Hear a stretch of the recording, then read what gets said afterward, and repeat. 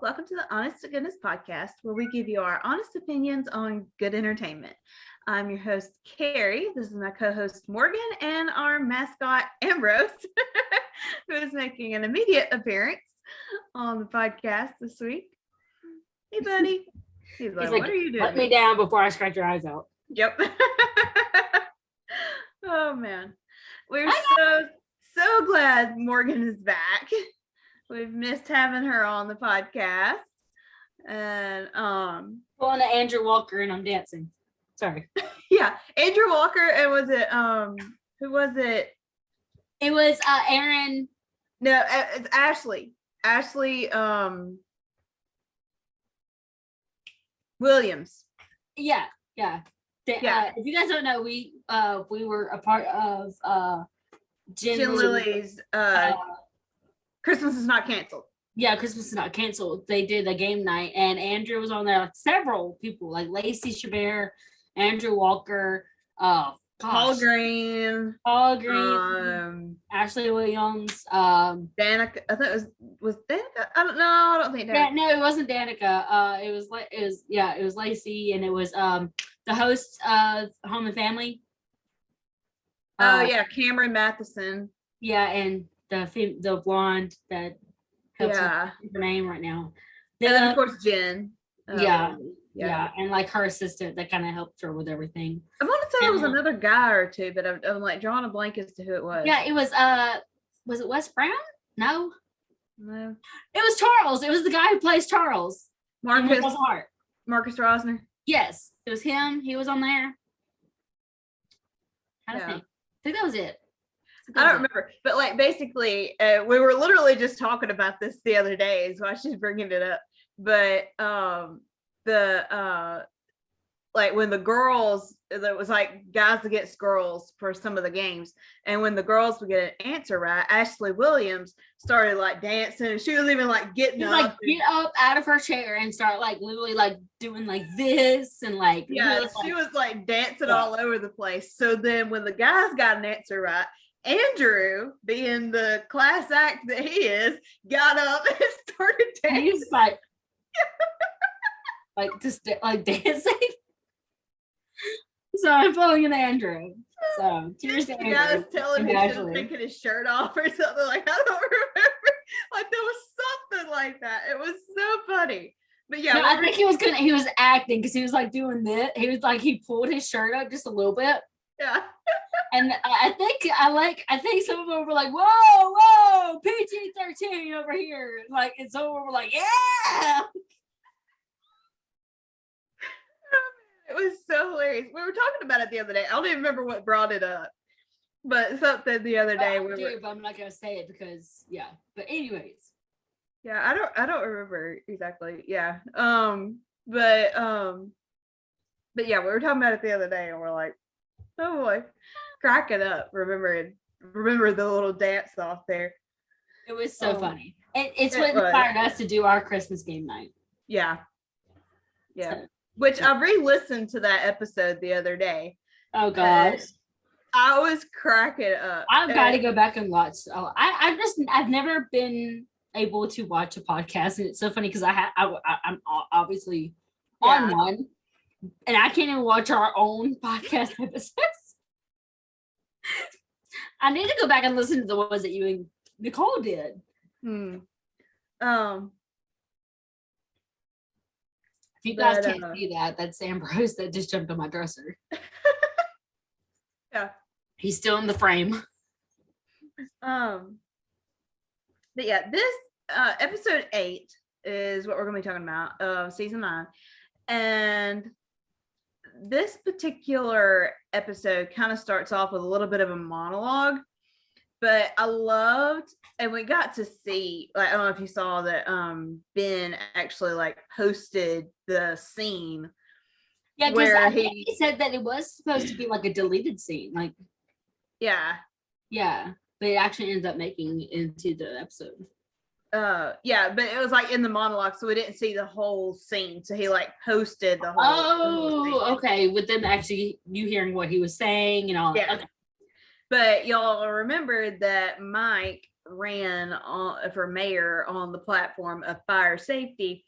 So he has gotten a fire wagon, and he ends up soaking Lee with the hose, and I was laughing. Yeah, I started laughing so hard.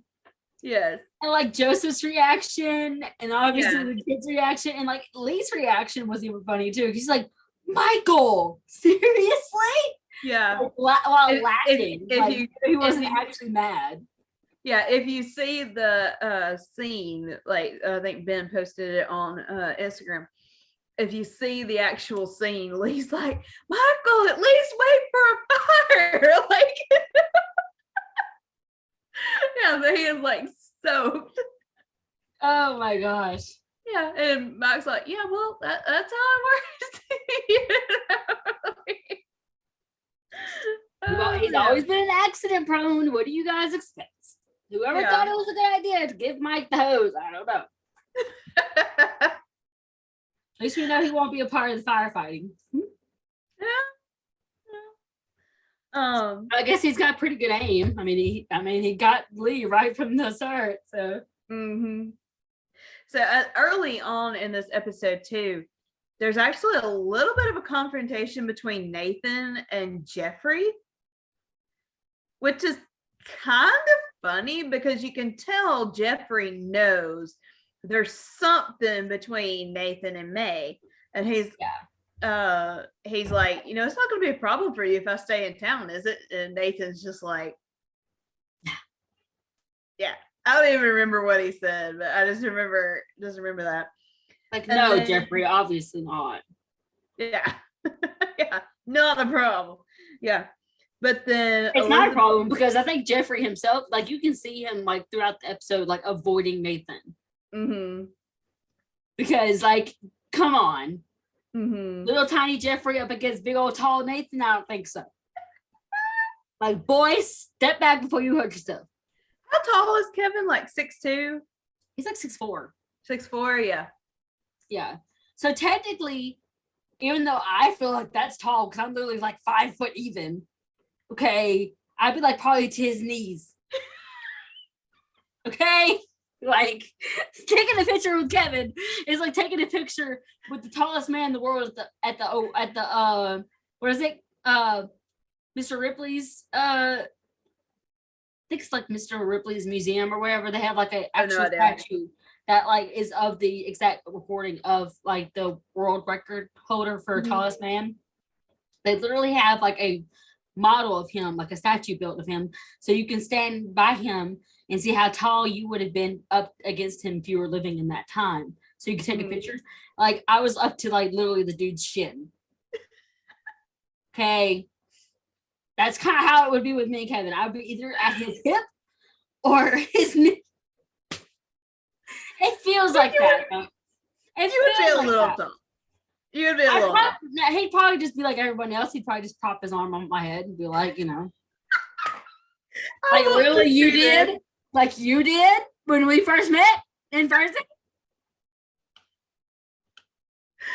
Oh, man. I don't remember doing that. Well, it wasn't the first time you met, but like I remember one time in one of like the videos that didn't make the cut, you put your arm on your elbow on my head while we were talking to the camera.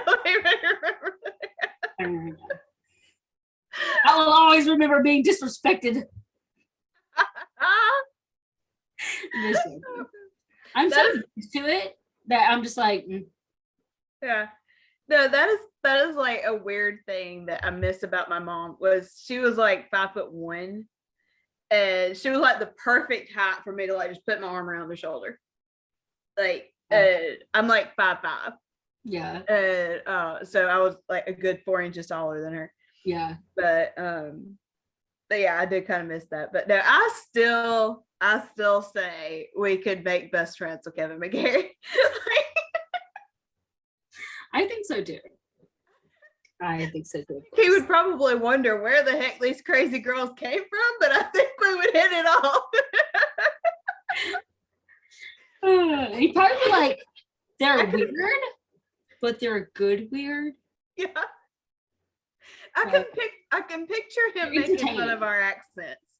Oh yeah. Are you kidding me?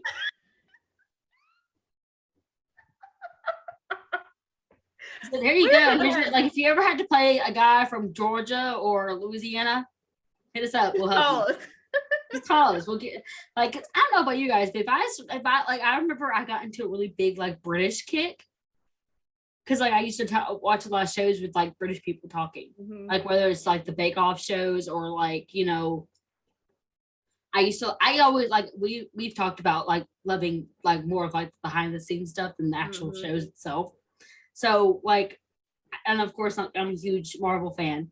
Well, the Marvel movies have a lot of British actors in it, like Tom Holland, Tom Hiddleston, Benedict Cumberbatch, so many of these other actors who have like British accents. Well, I watch a lot of interviews of them, so like hearing them talk for like long periods of time of like constantly watching them, like videos of them talking and stuff. Like I would kind of pick up some of their words of like how they would say certain words. And mom's like, well, I know you've been watching too much British stuff because you're trying to talk like, and I'm like, hush, leave me alone. Well, I suppose that if we're going to go there, we should possibly, that's more of an Australian accent, I feel like, actually. A little mixture. But yeah. And that is why most people try not to do that, because my southern I kind of wish I knew Spanish, but at the same time my southern twang trying to speak Spanish would be flipping hilarious. I've heard so many like British people talk about how it's a lot easier for them to grasp onto like another accent. Because if you really hear about like how they explained it, it really does make a lot of sense. Like they use their jaw and their mouth a lot more to pronounce certain, like obviously like the vowels and things like that. Like they hit every consonant of the word, whereas we're like, especially Southerners, we're like constantly skipping over it. We're like, we don't say the full word, okay? And we even have like different words for that word, so we don't even have to say that word. So it's like, as your mom and them. Yeah.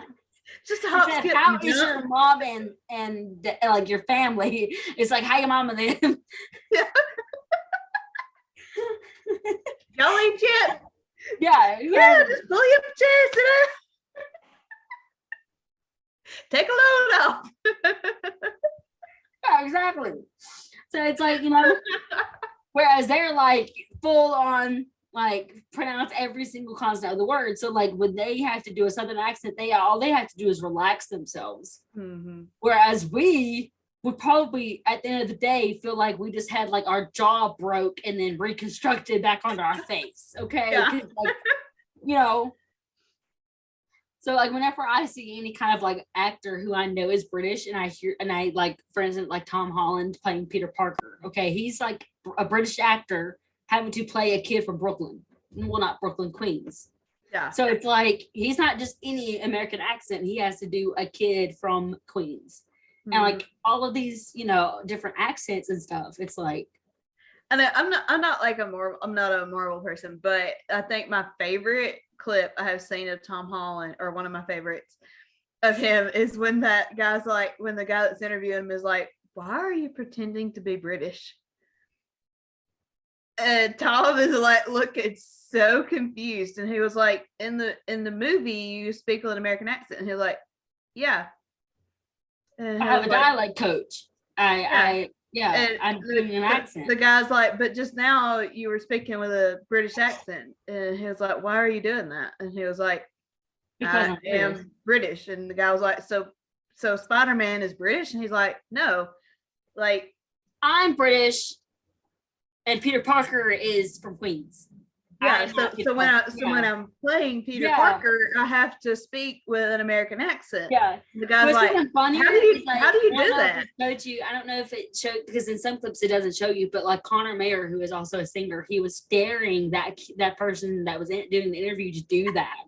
He was in his earpiece telling him to do that. And like Tom actually got a little frustrated. He's like, dude, like, I don't know what you're doing. Like, who hired? Like, you just got you can even say kind of like looking at the other people. Yeah, he's looking to the side like, is he for real? Who hired him? He's like, did y'all couldn't have like give him a little bit of a like, did y'all like forget to like prep him or something? Like, what is going on here?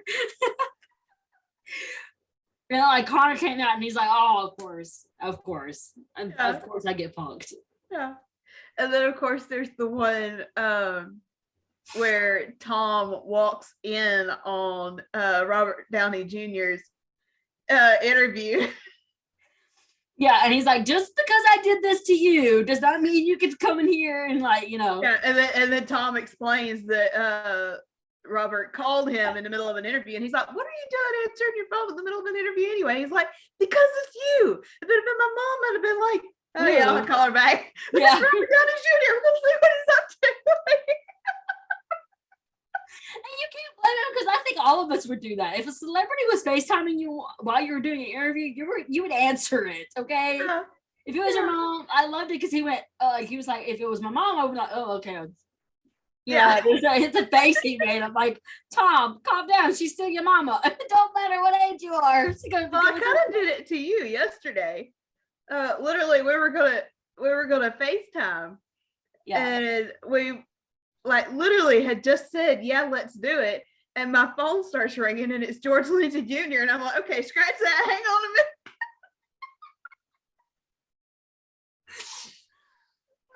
Guys, I swear we always get like some of the worst timing with things. It's like we plan things and like literally to the literal last second something happens every time. Now that we get off of Tom Holland, sorry, I have a huge crush. Okay. What did we come on? I have no clue. I have no clue. What did we come on this podcast? I have no clue. I have no clue. Okay, we're talking about episode 8. And I think we're at the fact that Jeffrey was like kind of avoiding Nathan and was even. Yeah. Okay, this is actually, I think I mentioned it last episode, but this is actually where Nathan goes to May and is like, okay, if he's not your husband, who is he? Like, yeah, he just kind of like swiftly comes into the pharmacy and was like automatically started asking. Yeah. And so she finally tells Nathan that she had apprenticed with Jeffrey when she was, studying to be a pharmacist. And then he offered her a job, but that it pretty soon became evident that he wanted more than friendship out of her. And when she turned him down, he started lying about her and said that they had gotten engaged, or said that they got married, and blah blah blah. He even forged a marriage license and filed it. Yeah. So it started off like he was like going to asking her to dinner. She was turning him down, everything. And like then all of a sudden he started going around telling people like, oh, they're engaged. And then she confronted him about him, and like it didn't help. If anything, it made worse, because then automatically he started telling people they were married. Mm-hmm. And he knew that it wasn't going to stop after that. So whenever he started going off saying that he was whenever she saw that he had forged a marriage license and everything like that, that's when she chose to run. Mm-hmm. And she happened to intersect around that time is when the Yost had reached out to Jeffrey about becoming the pharmacist in Hope Valley. and she intercepted that letter and like answered it, and that was her means of escape. And the reason why she did that was because she knew she had heard Faith talk about Hope Valley so much, and like knew that would be like the perfect place for her to go to. So yeah. God, so I can imagine going through that kind of thing, because like if that was happening in today's world, like, well, and here's the thing too. Jeffrey's family is like really rich, really powerful, like owns the local government type. Yeah. Has the people working in their town under their thumb pretty much, so they can get away with whatever the heck they want to. Yeah. So this is somebody that she's not going to be able to get out from under. Stay there. And she can go off and tell everyone what he's doing, and some would obviously agree that it's wrong, but they're not going to actually go off and do anything or help her to get out from under Jeffrey. Right. So for Nathan, and like I think that just goes purely back to I can't imagine how it felt for her to have Bill and Nathan go out of their way to help her, because she probably saw that as like this incredible blessing, because she knew that she wouldn't have gotten that if she would have stayed where she was and tried to fight against Jeffrey legally. So and I love that when Elizabeth finds out, she obviously finds out from Ned and Florence. Yep. Because like Jeffrey was like peeping around the pharmacy, which was really creepy. Like it just showed more and more of just how creepy this dude is, and obsessed he is of May. And she's like, what's going on? Who is that? What are y'all talking about? Like, and like whenever she found out, she was like, whoa. And like I kind of thought it was kind of sweet that she automatically went to Lucas to talk to Lucas about it.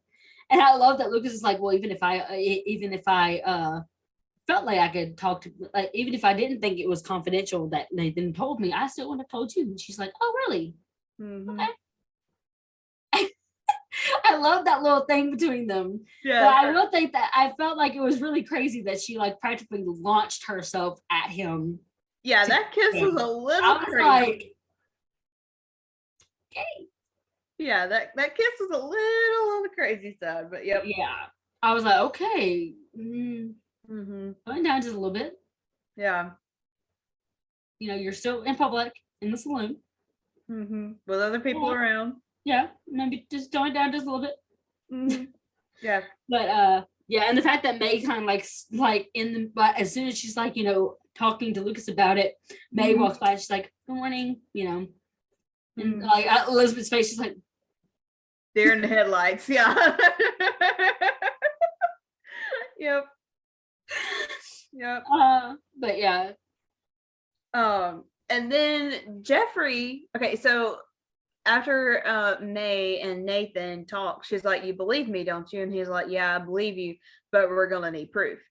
Because obviously I loved that. I love that scene with them talking, and he's really intently listening to her side of the story. Yeah. Like he hasn't like he sort of course, based on what everything was looking like. It's like he was listening and he wanted to believe. He didn't want to believe that it was true that Jeffrey was her husband. But he was refusing to really believe it until he heard May's side of the story. So I think that's really cool. I mean, that's really just shows you how Nathan is. Yeah.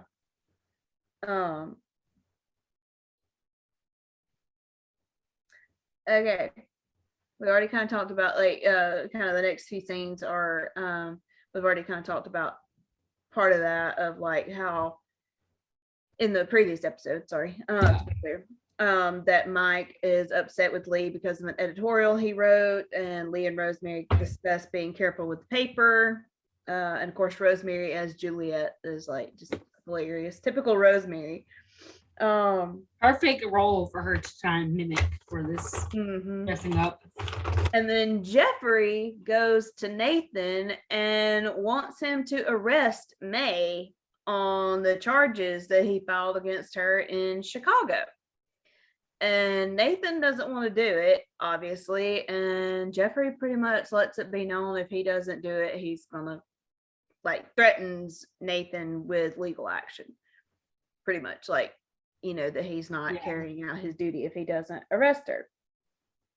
So there is a young, like a couple of younger, well, not young.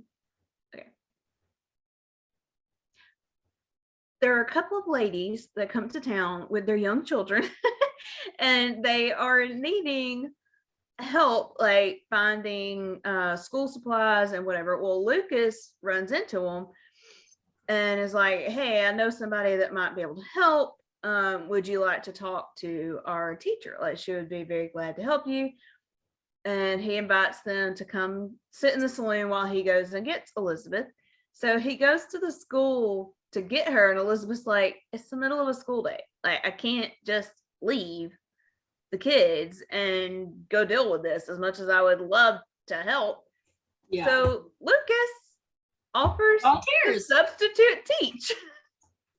Can I just say this? Like, I know I'm probably gonna get a lot of hate from this, but everybody's like, what can't Lucas do? It seems like the dude can do everything in the eyes of the Hope Valley Riders. But honestly, can I just say this? He was actually a lot better than Elizabeth. I loved it. I loved it. I loved that he got them doing it physically, and he made it really fun for them to do, which I'm not saying Elizabeth doesn't do. It's just he did it differently, I guess, And I love that, just obviously because of Angela being blind, I love that he didn't automatically throw it to her or whatever. But she's like, he asks her, and she's like, well, not without the ball. And like, he's like, yes, right. And he hands it to her. And then, of course, lets her throw it back by saying, like, I'm right here, you can throw it. Like, I love that he was also intended to her and not singling her out and, like, making her feel just as, a part of the game. As, and then, of course, he ends up tossing the ball to Elizabeth, who acts like I do if anybody ever throws something at me. Like, I'm so ball shy, it's not even funny. Like, I played softball for 3 years, and I was ball shy the whole 3 years. So yeah, I even I'm gonna go ahead and tell this story only because we're talking about football, but it's kind of embarrassing. But oh well. My dad kind of helped volunteer to kind of help with the practices whenever he could. One year he volunteered to pitch the balls to us. So like he would throw it up and he would hit it with his bat to each person that was on the field or whatever. I'm all the way in the back. Like, I'm an outfielder. Okay. He hits it to me. It lands straight to my forehead and knocks me out. That would be something that would happen to me. Yeah. So yeah, I had like a goose egg on my head for like a week. Well, no, I'm exaggerating. Probably like 2 days. But yeah, I woke up to everybody like surrounding me, like flat on my back. No recollection of any of it.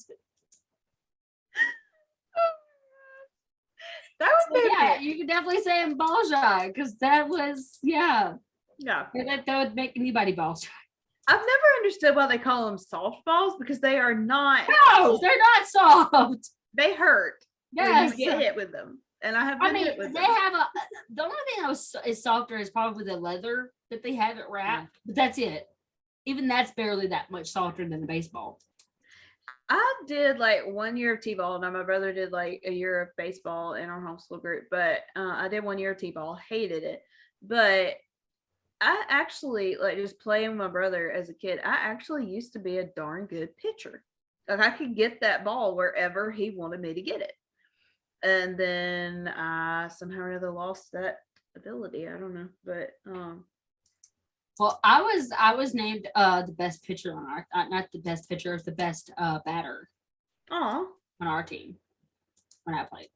The main thing I remember about t-ball, besides the fact that I hated it, was I did slide into plate. I did slide into home plate one time. But I didn't do it. I feel like I was a lot more scared to do that than I was anything else. I don't really even remember how I did it. I just remember doing it. And like, as a kid, I felt like I don't remember it being like terrible. Like, I thought I did a good job with it. but apparently the adults thought I like stopped and then lunged for the plate or something. I don't remember that, but then again, I was like 6 years old. So what do I feel like how we perceive what we're doing versus how it actually is also sometimes different, because you think you look so cool doing whatever you're doing. And then if someone videotapes you and then shows you, you're like, oh my God. Like I was not looking cool at all when that happened. Yeah, that's true. But actually, like the mention of baseball, I love how she mentioned that she coached one time, but that's all. Yeah, I was like, oh, I love when they kind of do like those little callbacks to There's been several this season. Yeah. Now, one thing that's interesting, like obviously, Nathan did have to arrest May, like as much as he didn't want to. He had to arrest her, and Faith actually like comes to the jail and is talking to May. And she's the one that she showed up whenever he was arresting her. Yeah. And she's like, "What, Nathan? What's going on?" He's like, "I'm having to bring Miss May into custody." Mm-hmm. And but when Faith comes to the jail and is talking to May, May's like, "I don't know how Jeffrey found me. Like, I don't know how he figured out where I was." And Faith was apologizing because if y'all remember, like when May first got to town, Faith actually tried to call Jeffrey and find out what was going on because May was being so mysterious about him that Faith actually tried calling him. So she's kind of like, "Sorry, it was me." Like, I didn't realize what was figured out like why I was calling. Yeah. Okay, the conversation. But at the same time, it doesn't, because it's like just like unless they actually had a conversation, it's like. But then again, if they haven't really had like constant contact, maybe. But. But the conversation between Nathan and May when she was behind bars there was so sweet. But May said, Nathan, I'm sorry, said, "How is it that we think we know someone only to find out we don't?" Which I think he was talking about Elizabeth. I do too. Right there, personally. And May said, "For me, it begins with understanding who I am and being honest with myself and others." Really wise words too. And of course, Nathan like gets up and like heads for his desk, and May's like, "What are you doing?" And he, tells her he's going to reach out to Chicago for more evidence. And he was like, "It's a long shot, but yeah, it's got to be proof somewhere that that what you're saying is true, and that that can condemn him." Right. And then there's our mascot again. Now I cracked up when Joseph found the squirrel upstairs. "Would you please take Mr. Fuzzy outside?"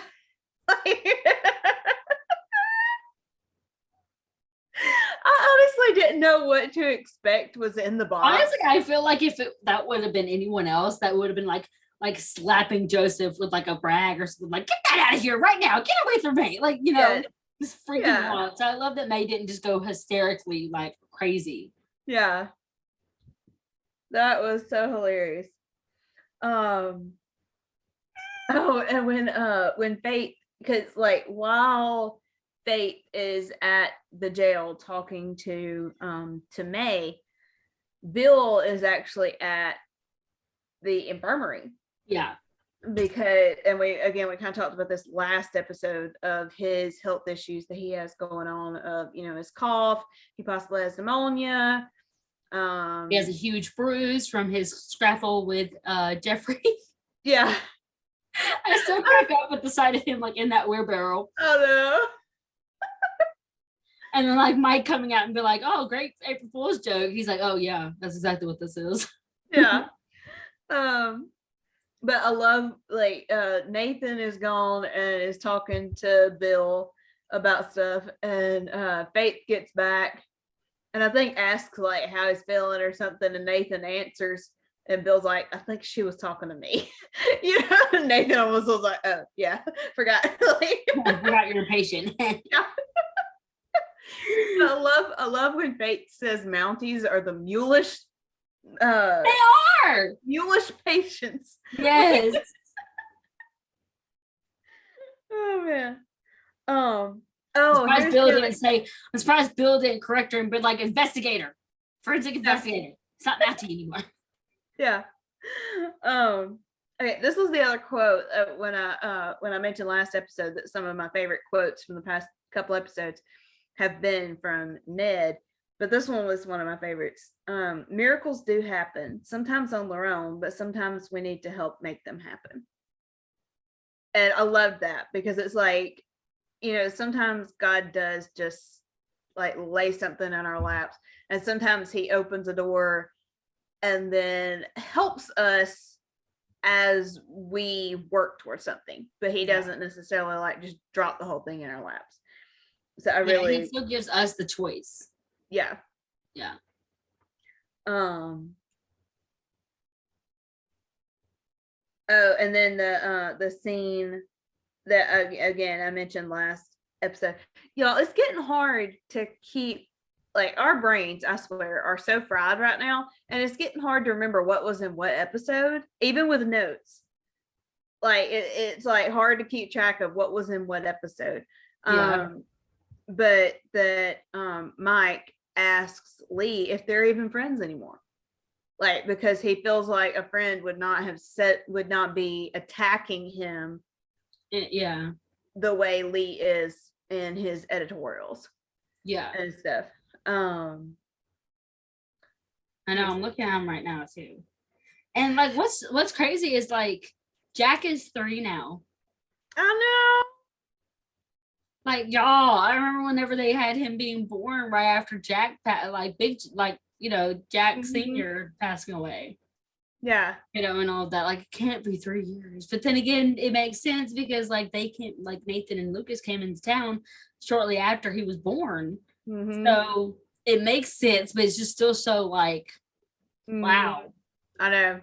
Shows you how much time has passed that we kind of and how crazy it goes fast, like how fast it goes. Yeah.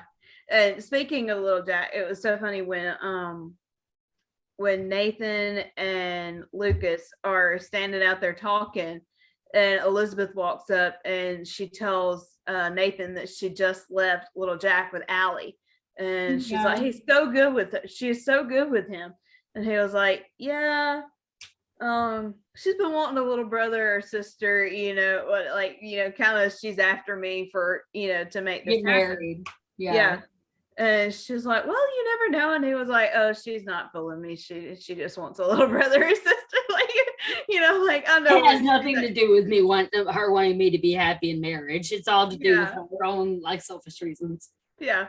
But I love it. And I thought it was so funny whenever he used the quote that May wrote on the little heart. Yes. And like Lucas and Elizabeth were like, oh, that, like, Elizabeth's like, oh, that's so, you know, that's such a beautiful poem. Like, I didn't, you know, and she thought that, of course, thinking that, again, kind of a nod towards Billy Hamilton, thinking that was Nathan's own, like, you know, saying it was not.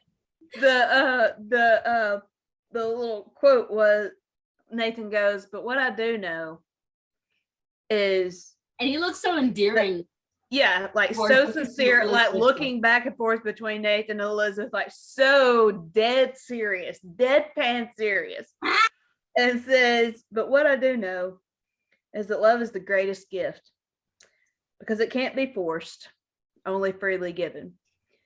And she was like, Nathan, that's so beautiful. And he goes, yeah, that's what I thought when I read it. And she looks confused, and he like points towards the sign on the pharmacy door. And you can see Lucas is so amused. Like, at first he was almost slightly, I almost think that Lucas was even slightly uncomfortable. He's not used to Nathan like reacting that way to them. And then when he said that, you can see Lucas crack a smile, and he's like, oh my God. And of course Elizabeth's like, Oh my word! Like I can't believe it. Just like As soon as that came out, I'm like, it kind of made a nod towards Billy Hamilton because he used the poem, yeah, like Get Her, and like she didn't realize he had not wrote that poem. yeah. So yeah, That scene cracked me up so bad. That I cracked up so hard. I know, it's so I was funny. laughing. Okay, what about Bill in the jail? And Nathan walks in and is like, "What is wrong with him?" I love that scene so much. That was probably my favorite scene in the whole episode. Like, oh my gosh. I was even joking. What did we say on the live? Oh yeah, because it was supposed to be like apparently in this original script, they had May and Nathan kiss like through the bars of the jail. Yeah. And like we were talking about how we were so glad that it didn't actually have that happen. And I think we were joking around saying, can you imagine that happening? And like Bill starts singing like Jailhouse Rock or like or something. Because he was so high on cough syrup. He's like, "Where's my cough syrup? I hope I didn't drink it all. I like this stuff." And Nathan's like, and Nathan like shakes it a little bit, and I'm pretty sure it was empty. Yeah. Because mom like kind of pointed out that she said once a day. Mm-hmm. And like I don't know if he thought that she meant like one bottle a day or like one sip a day. Oh man, that scene was gold. Like the look. And, I don't remember. May's like, yeah, he's been talking a lot. What? And Bill's like, that's because you're so easy to talk to. And you're such a good listener. Oh boy. Like if Bill realized that he said all that stuff, he'd be so embarrassed of himself because that's not at all how he talks, obviously. I did think it was neat that he brought up Nora. Yeah.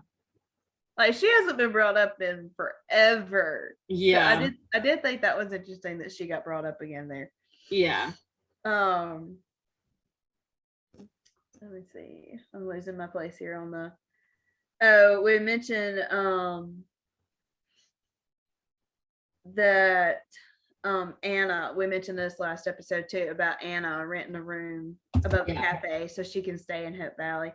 But also Nathan gets like a telegram or a phone call or something, I really don't remember, and tells May that he is gonna have to send her to Chicago, or that they're gonna have to over her case. take her. Yeah. And he says where Bill and I will receive will face disciplinary action. Yeah. Like for their. But guess who's the one who made the call, guys? Hardgraves. If anyone doesn't remember, Hardgraves is the guy who last season came after Nathan's job because they accused him of being what was it? I guess was it for disobeying orders? Yeah, for disobeying orders. Yeah, when it came to the Fort Clay situation. Yeah. Never mind the fact that bad guys. Yeah. Oh word. That situation still makes me so mad. Like I know, right? But he's the one who called Nathan and told him that it was now under Chicago's disciplinary actions. Like they had no jurisdiction over what was going on with May and Jeffrey. Yeah. And that basically Nathan was overstepping his boundaries by trying to help her and protect her, and like he's harboring a fugitive type thing, Okay, how cute. Okay, we talked about this a little bit last episode, but we didn't get into it in depth. But Mike and Faith. Oh, so cute. When he invited her to dinner that time, like that was a big flash across her face. Yeah, and she's like, Mike, that's so sweet or so nice, and he's like, oh, I'm not being nice. I mean, I don't like like he stammered over himself so bad. Like not meaning that it wouldn't be nice to have dinner with you for any other reason, but I'm kind of doing it for selfish reasons. Yeah. And then he like heads out the door and he's like, we never did say when. And she was like, or where? And he was like, one thing at a time. What's the bedtime? Yeah. What's the bedtime? And she's just kind of standing there like, those are the kind of steps that kind of need to go in together.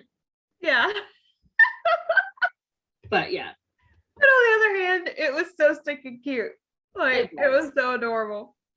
I love like her. It's so funny because like the same panic that flashed across her face was the same panic that Fiona had whenever she. Poor Mike. Like, I'm sorry. I'll take him. Like, nobody else. Take him. Yeah. Nobody else wants him. I'll take him. Like, seriously, if we ever meet Ben, we're both just gonna like give him a hug. Like, you poor fella, you just can't get your own date, man. Even though I'm pretty sure Ben and Aaron are dating in real life, so I mean, yeah. At least he got the leading lady there. And then of course, like, but I love that. I still laugh at how Kevin's like, I'm Team Hickam. Yes. Like, wouldn't it be funny if like that came through and like she ended up not even getting with Lucas or Nathan, but she got with Mike? I can't really see them together, but no, yeah. I can't see them together either. But then again, like Ben is nothing like Hickam, so yeah. But then of course, like that was a couple episodes ago that Mike invited Faith to dinner, and then this episode he invites her to go to the church service with him, which I thought was really really sweet. I just think that they'd make a really good match. I do too. Yeah, I would totally ship those two together. I mean, mainly because like I know they haven't really showed a whole lot like romantic way, but just how they are as friends, I could see that like being like the perfect way to kind of slowly transition them into being more. Mm-hmm. You know what I mean? Mm-hmm. And I mean, everybody's, and people are like, oh, well, I mean, I feel like they'd be a little bit too like domestic or something like right out of the bat or whatever. And I'm like, well, if you think about it, I mean, they're still kind of like just side characters. Mm-hmm. Their romance story isn't supposed to be too I'm trying to like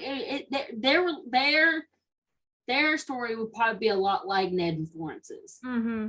It would be gradual but also somewhat quick because they're side characters. Mm-hmm. They're not the leading couple. Mm-hmm. Same with like whoever Nathan ends up being with, whether that is Faith or May or even Fiona. Mm-hmm. Speaking of Fiona, she has, again, I say this with my scissors in my hand, she is not getting enough screen time. I know. Baby scissors. She's not getting enough scissors, screen time. I've got my pen. So, I mean, she is not getting enough screen time whatsoever. Yeah, I 100% agree.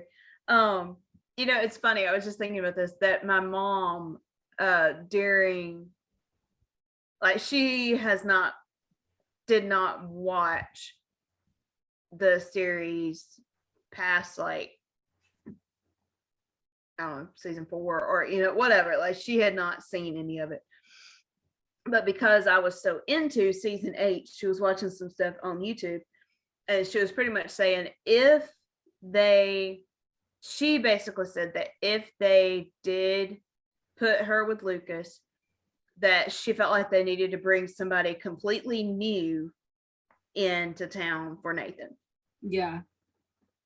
Which is what they've done with May. I mean, just saying.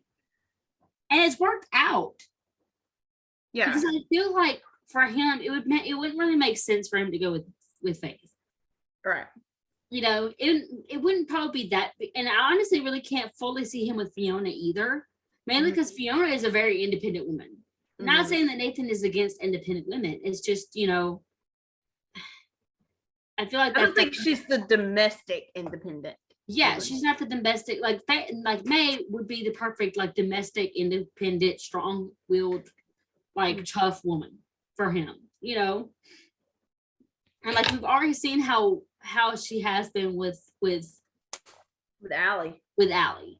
Yeah, like the scenes in the beauty shop whenever they were like kind of talking about inner beauty, and then of course later on whenever they were talking about fitting in and just being yourself. Right. And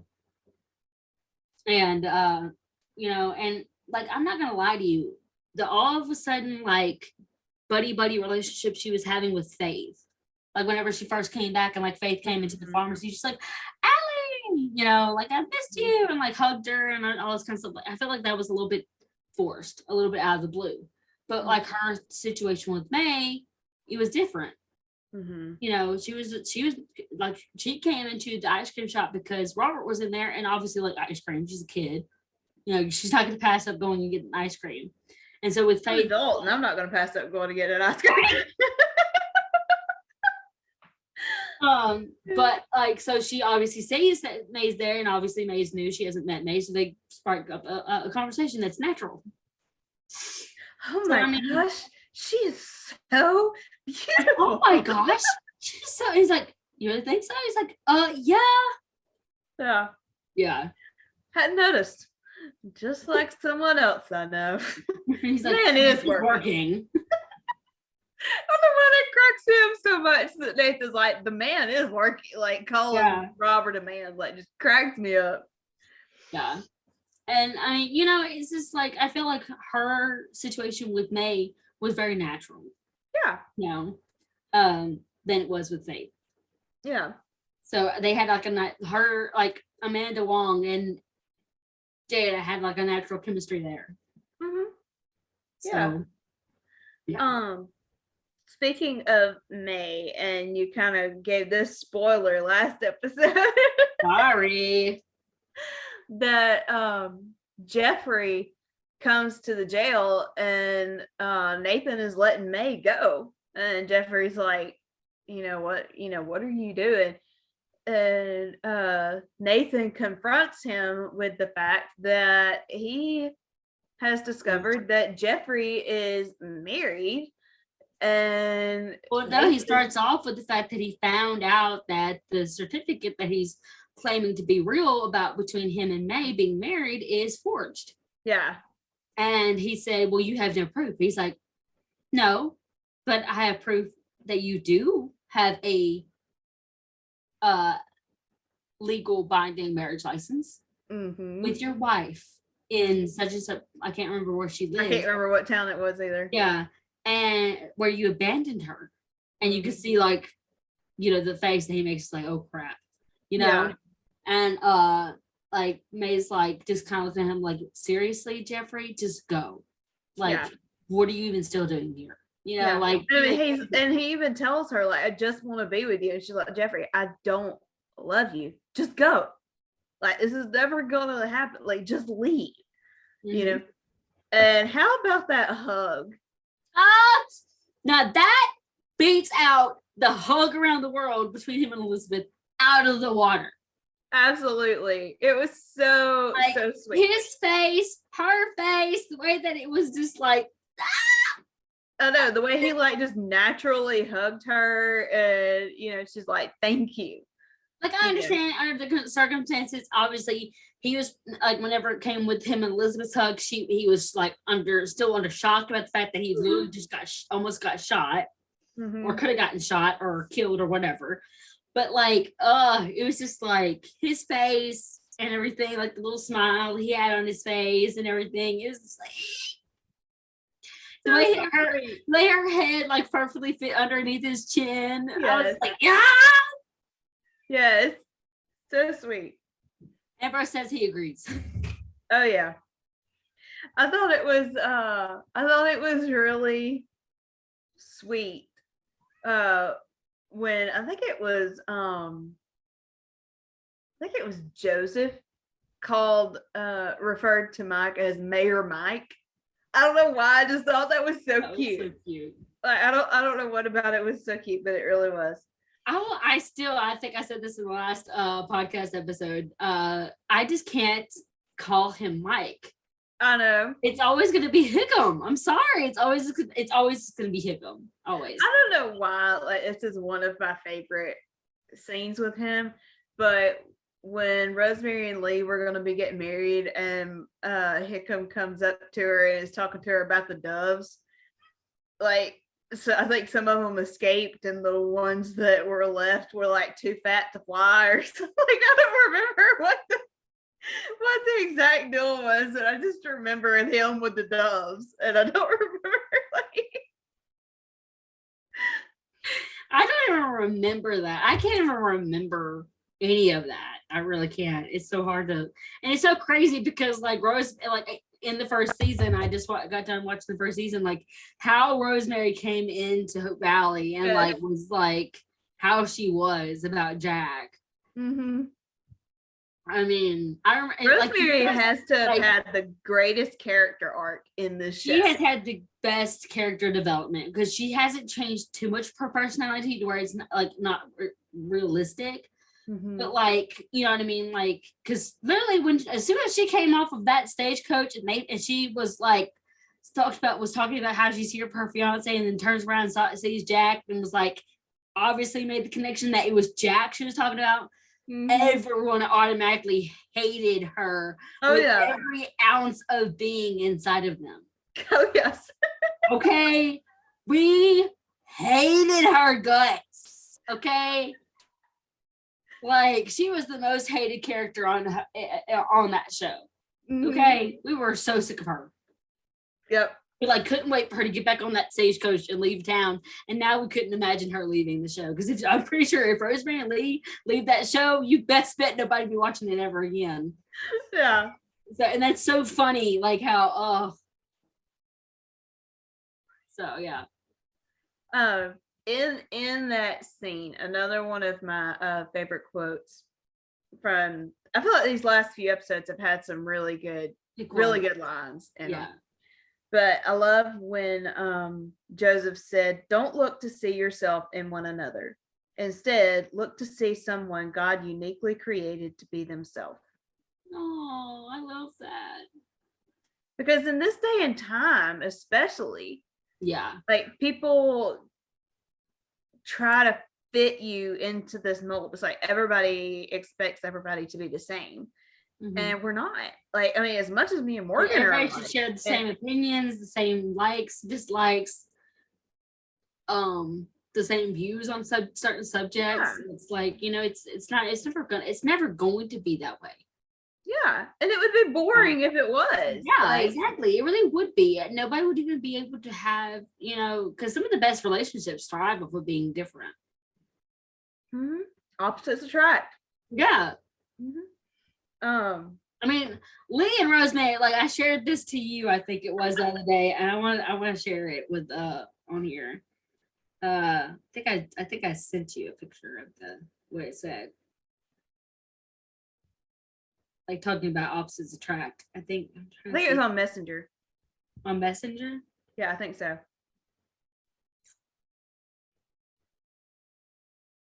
Oh yes, here it is.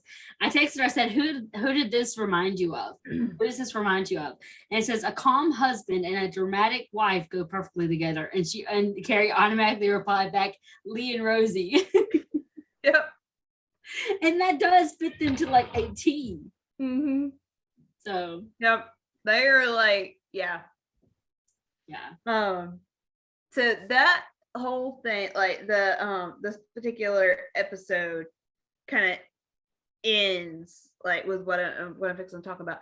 But like everybody had been at the church for I think kind of a Thanksgiving service type thing, and then they were going to go to the saloon for the big like Thanksgiving dinner for the town and stuff, which was Elizabeth's holiday, was Thanksgiving during Hope Valley days. And so they're walking into town, and all of a sudden they notice there is a Christmas tree in the middle of the town square. And of course, everybody's like, "This had to be Lee and Rosemary," and they were like, "Oh no, that wasn't it," you know. And at first they said that it was Lucas, and Lucas is like, "No, it wasn't me." And then different ones were saying, "Oh well, Lee and Rosemary," and they're like, "No, we had Halloween, remember?" And then they're like, "Oh well, this is definitely the Canfields." I mean, you know.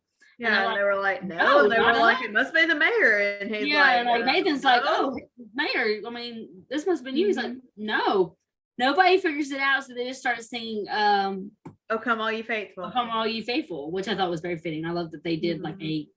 a song about God, about Jesus, and not like oh Christmas tree, Mhm. And I love that Bill just kind of like opens the Speaks from blind his office. to his office, because I mean my thing April is he was the only Fools. one that he was the only one that wasn't at the service. I don't see how nobody thought about it, because like it wasn't there when they were all going to church, so like and everyone was pretty much at church except for Bill. Yes.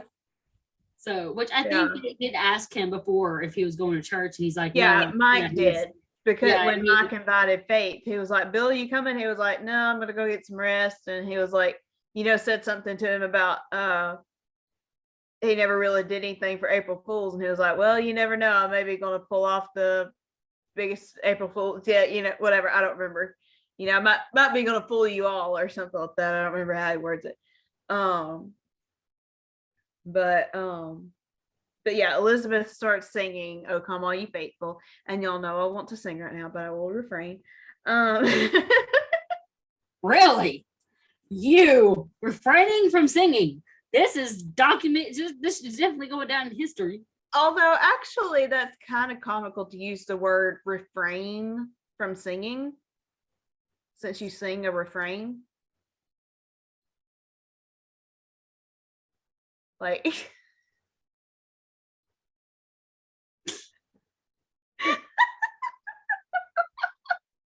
I like the fact that she's looking at me like, only you, like, only. Pretty much what I was thinking.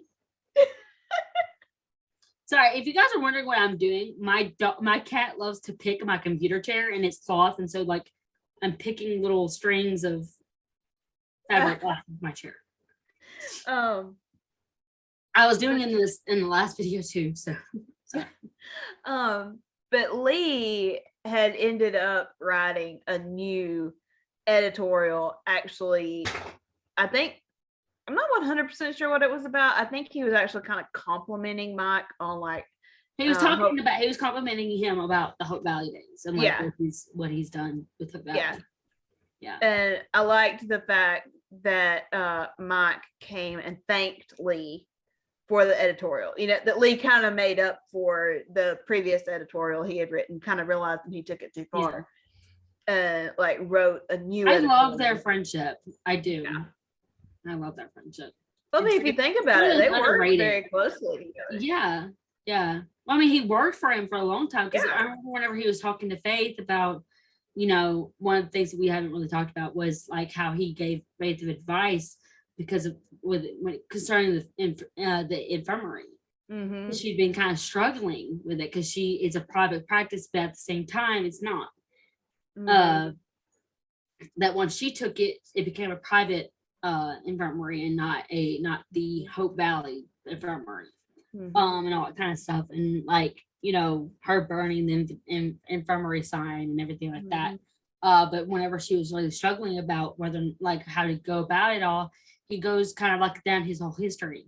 Mm-hmm. And like I remember the first episode, I saw him come into the mercantile and everything. I'm like, oh my gosh, he looks so like all of them did, obviously, but I was like, oh my gosh, he looks so young. Like he looks like a teenager.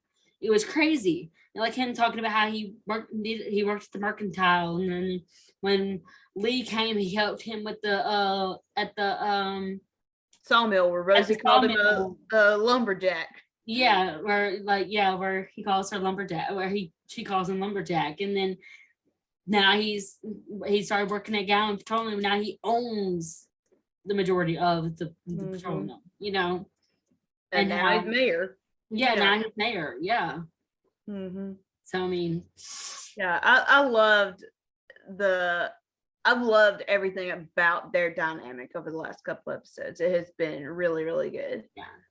And then of course the episode ends with the beautiful little montage of everybody taking pictures together and stuff, and Elizabeth kind of reflecting. Yeah, I loved how the kids were like the first ones to get pictures taken.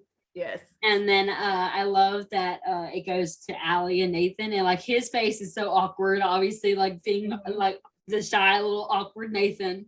And then whenever Allie like walks off and like pulls May in, you can see his smile just like grow into a real one. And then whenever they do the picture, you could tell the difference in the smiles. Like he's actually for real smiling, and I'm like, I know. And then, of course, I love Ned and Florence's, because at first they do it really cutely. And the last one, they were so stoic. And whenever Rosemary's like say prunes, she's like, prunes. Yeah, like so. Like trying to be so dignified. Yeah, dignified and serious. Because if you go back and look at a lot of photographs from that time area, they didn't really smile. Right, yeah. They didn't really smile. In those photographs. And then of course, was it Faith and Fiona that were doing a picture together, or was it Faith and May? It was Faith and May, because Fiona wasn't there. I don't think Faith was there. Yeah, I think she went back to San Francisco to kind of try and do the thing that they were trying to do with the guy who's trying to possibly open the mines, I think. Yeah, forgot about that. They did the back-to-back. Yeah. And then trying to think, the Canfields took a picture together that was really cute. Did Bill and Molly do a picture together? I don't remember. No, I don't think Bill took any pictures. I couldn't remember. But I don't think Bill was there. He might not have been. But then Lucas and Elizabeth and little Jack, but them then just trying to get pictures of little Jack. That was so realistic. So adorable.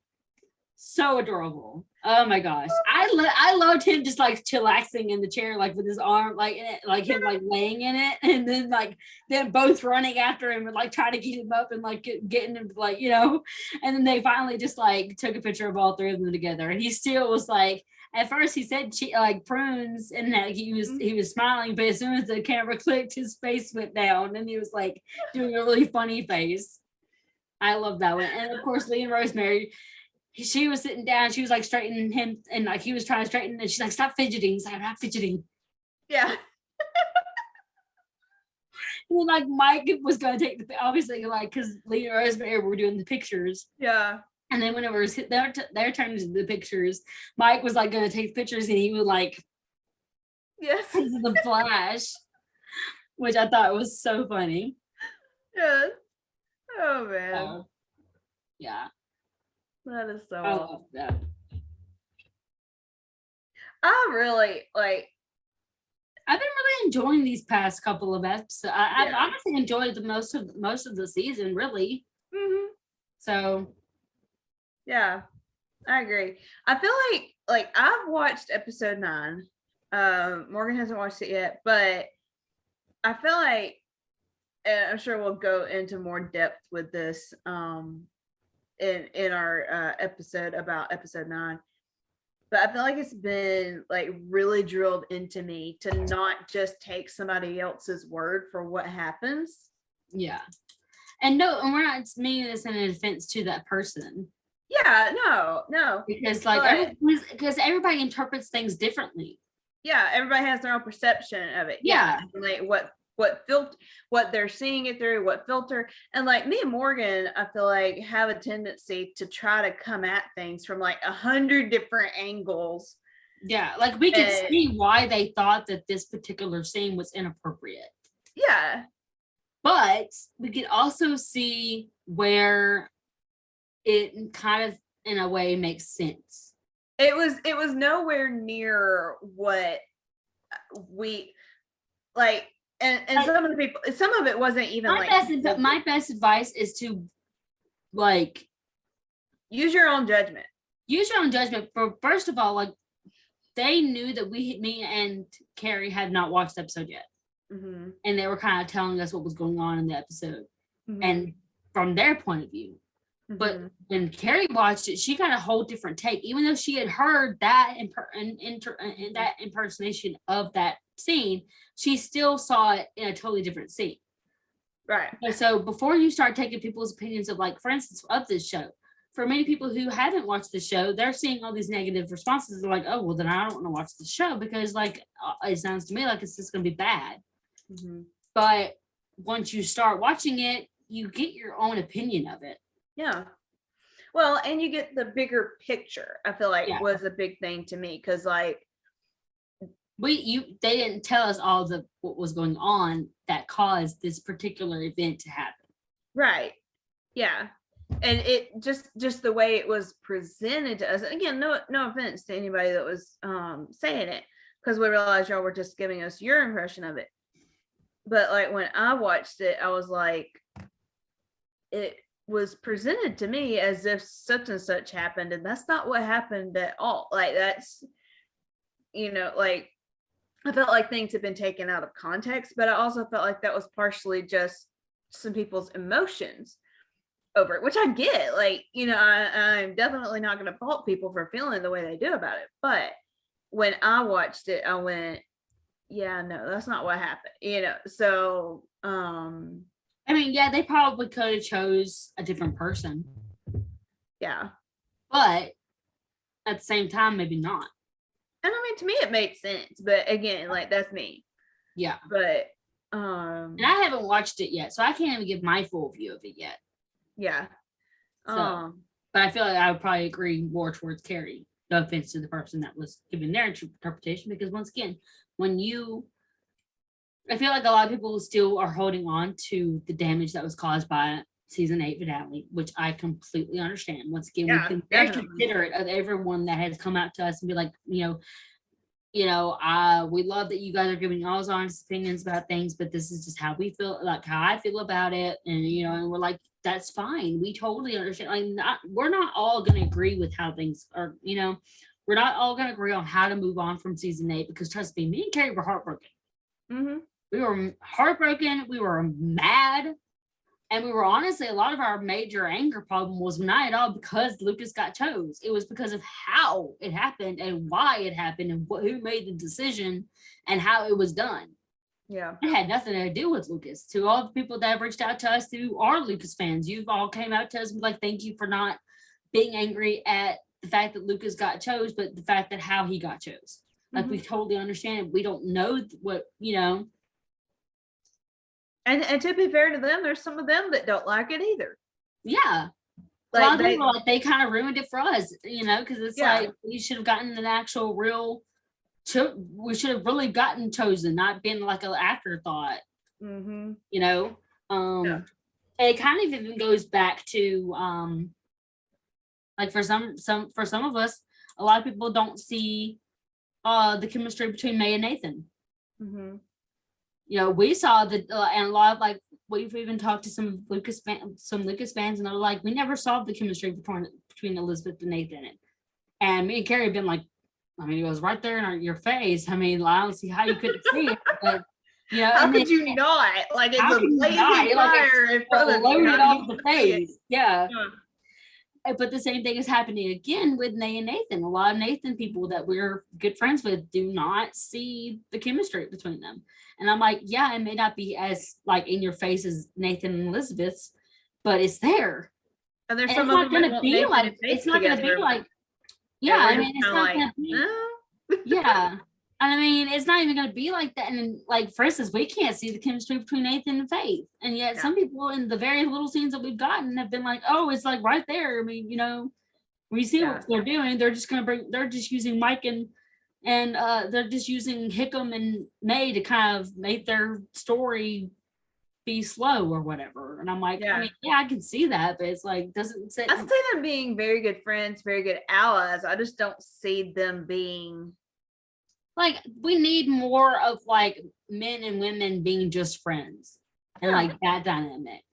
You know what I mean? Like, not every woman and man that is on this show that have a good chemistry or a good friendship has to come together as boyfriend and girlfriend. Right. And start courting. Faith and Hickam are a good example of that. And Faith and Nathan are it's still so funny to say Faith and Nathan together like that. But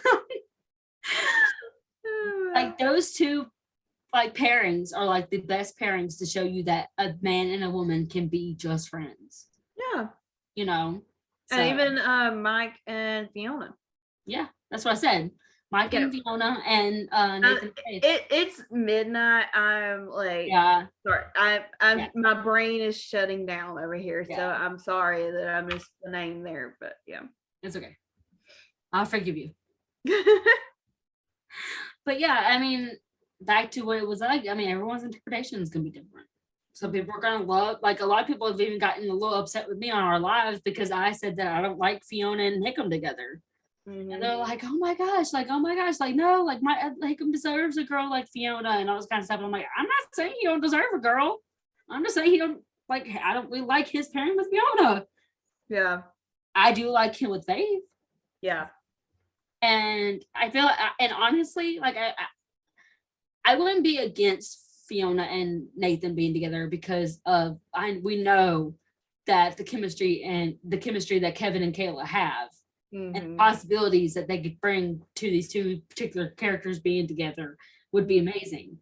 But honestly, the only true pairing that I can see Fiona with is Lucas. I know. Like, I'm sorry, but they missed the ball on that one. They would have been amazing together. And I am going to say that you're going to say it again at the beginning of episode 9. Yay.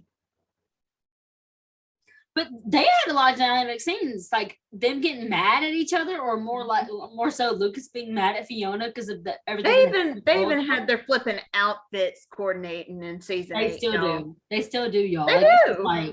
It was like that was even one of the reasons why we thought that they were going to end up together eventually. Like they both speak French. They were even talking French to each other at one point. Like, come on. The way, I mean, he winked at her. Yes. In the barbershop, tipped her big and winked at her. Yeah, like they totally missed an opportunity. They totally missed an opportunity there. And we honestly thought that was there being like a little innuendo of them possibly being what happens next. You know? Like, like this is why Hallmark or GAC needs to hire us. Please. Yes. Please. GAC. See, even Ambrose is saying please. See? If you can resist a cat, you got problems, y'all. Like he's so fucking crabby. Oh man. How can you say no to this face? How can you say no to this face? Like, what are you doing to me, woman? I had lots of attention. But yeah, I mean, come on. What you waiting for? We're like perfect writers for this. Okay. Absolutely. Like, absolutely. All right. We're getting delusional. It's midnight. Well, it's midnight her time, 11 o'clock my time, but it might as well be midnight for me too. Yeah. So we're going to wrap this up. We will be doing episode 9 soon. Once again, we're going to remind you guys that we have a very special interview coming up soon with a special guest. I can't wait. This is going to be so fun. I can't wait. Be looking out on our social media, specifically Instagram, because we will be announcing who shortly after, either probably right after we record. Yeah. Or do we want to let it be a surprise? I mean, we kind of have to do a little bit of advertising so people will, you know, kind of like what Nicole and them have done with their different interviews they've done. We could like do what they've done of like posting a partial picture or something and have people vote. Honestly, I've even thought of like letting this person take over our Instagram. That would be fun. I've thought about doing that. If they would do it. I don't know if they would do it. I'm sure he. We've already said it's a he, so it doesn't matter. I'm sure he would do it. I'm sure he would have a ball with it. Probably be like, yeah, sign me up. So. Yeah. This is gonna be so fun, y'all. Like I'll ask him, and then what if we find out if he'd be willing to do that? You know, either way, just keep your eyes peeled on our Instagram for the next week or two. Yeah. We still haven't signed up a date yet. He is currently he's currently doing something right now where he cannot be. Yeah. Down in town right now. Yeah, he's out of town right now. Yeah. So whenever he gets back to us, when he gets home, we are going to start setting that up. So again, keep your eyes peeled. Can't wait. It's going to be so fun. Like, seriously. I'm so excited.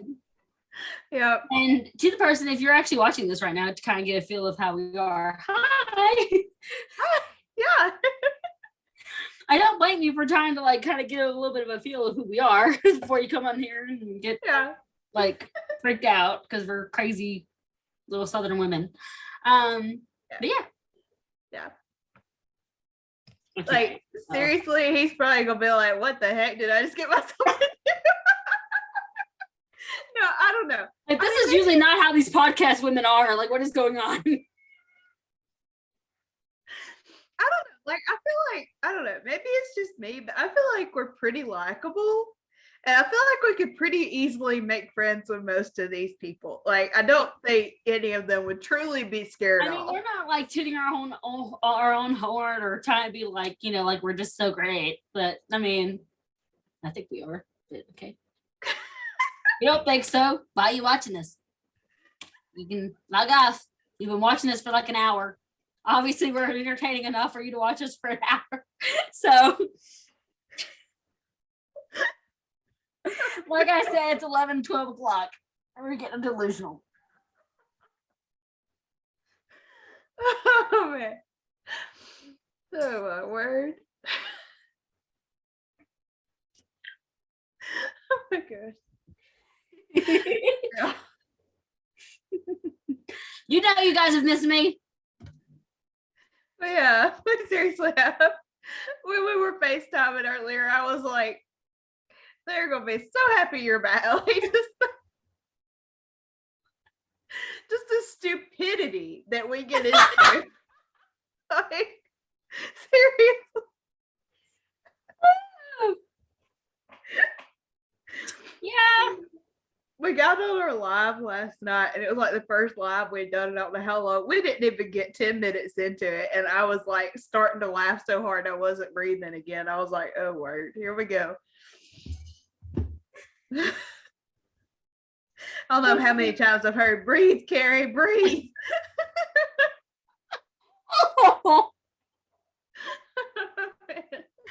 So many times. I feel like that's part of my catchphrase, like the different catchphrases that we have on this podcast is breathe, Kerri, breathe. In through your nose, out through your mouth. Yeah. Oh my gosh. Y'all. All right. Well, we've been trying to like end this podcast like 4 times. Yeah, we're gonna shut up before this gets like worse with the delusion. But we love you guys, and we will be back soon with episode 9. I have a mouth flying in my face. Oh